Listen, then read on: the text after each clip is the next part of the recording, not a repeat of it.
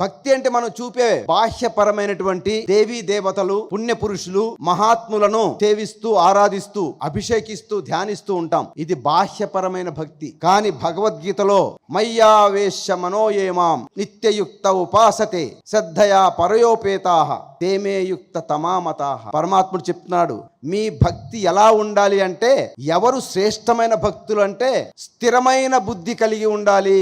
ఒకటి, అది నిత్యము సాధనలో కొనసాగుతూ ఉండాలి.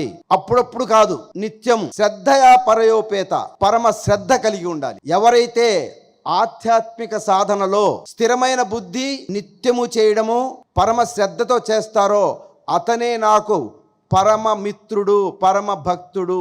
ఒక్కసారి మనం ఆలోచించుకోవాలి. భగవద్గీతలో చెప్తున్నటువంటి భక్తి మనలో ఉందా? మనలో పరమ శ్రద్ధ ఉన్నదా? శ్రద్ధలలో పరమ శ్రద్ధ నిత్యము చేస్తున్నామా? లేకపోతే వారానికి ఒకసారి చేస్తున్నామా? లేకపోతే నెలకు ఒకసారి చేస్తున్నామా? స్థిరమైన బుద్ధి కలిగి ఉన్నదా? చంచలమైన బుద్ధి కలిగి ఉన్నదా? ఇవి బేరీజు వేసుకోవాలి.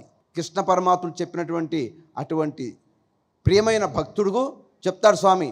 అసలు ఎందుకు ఈ మాట చెప్పాడంటే కృష్ణ భగవానుడు, ఎవరు శ్రేష్టమైన భక్తులు అని అర్జునుడు అడిగినప్పుడు, ఎంతో మంది ఎన్నో రకాలుగా ఆరాధనలు చేస్తున్నారు, ఎన్నో దారులు పోతున్నారు, ఒకరికి పొంతన లేదు, ఐక్యమత్యం లేదు, నాది గొప్పది, నా గొప్పది అంటే అనేక రకాల వివిధ రకాలైనటువంటి జ్ఞానపద్ధతులు, ఆచార వ్యవహారాలు, విధానాలు, మంత్రాలు, శ్లోకాలు, స్తుతులు. ఎవరయ్యా గొప్ప?